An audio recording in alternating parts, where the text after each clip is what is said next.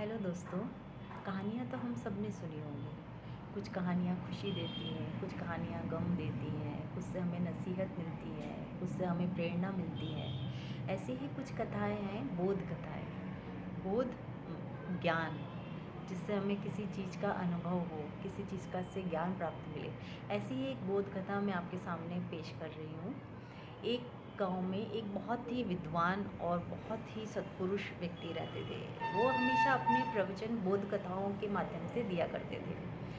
तो एक बार किसी व्यक्ति ने पूछा कि स्वामी जी, आप हमेशा अपना प्रवचन बोध कथाओं के द्वारा ही क्यों देते हैं? तो पहले वो मुस्कुराए, फिर उन्होंने कहा कि अच्छा, इसका जवाब मैं एक कथा के द्वारा ही देता हूँ, जिसे बोध कथा कहते हैं।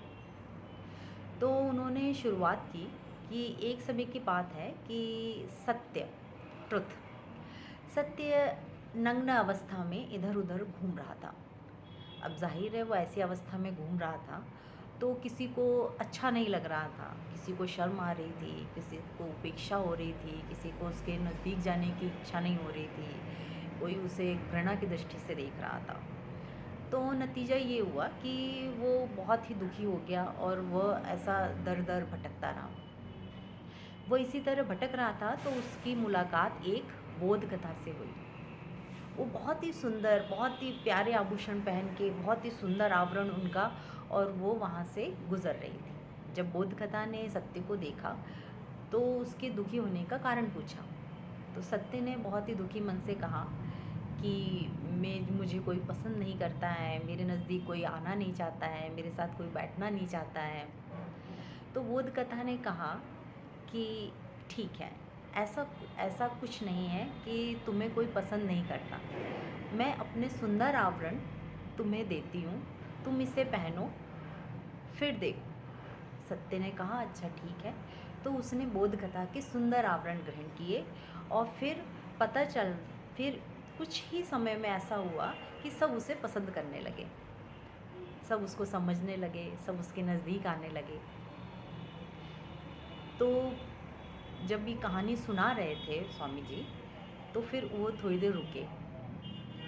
फिर उन्होंने कहा कि इस बात से आप क्या समझे कि सत्य अगर नग्न अवस्था में हो तो वो किसी को पसंद नहीं आता। अगर वो सत्य, कोई भी सत्य, अगर सुंदर आवरण, सुंदर तरीके से कहा जाए, तो वो हर का प्रिय होता है, सबको पसंद आता है।